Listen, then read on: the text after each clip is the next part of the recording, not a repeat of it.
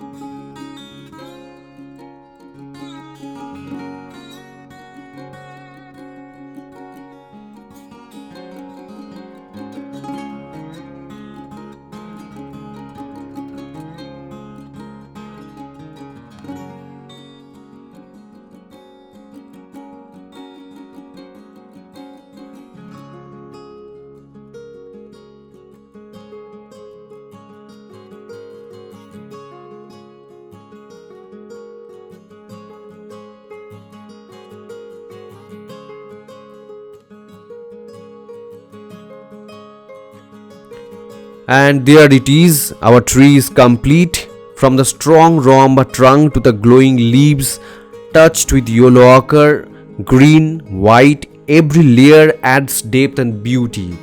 If you enjoyed this painting, this piece, let me know in the comments, and don't forget to like, subscribe and hit the bell for more easy acrylic tutorials. Thanks for painting with me. See you in the next video.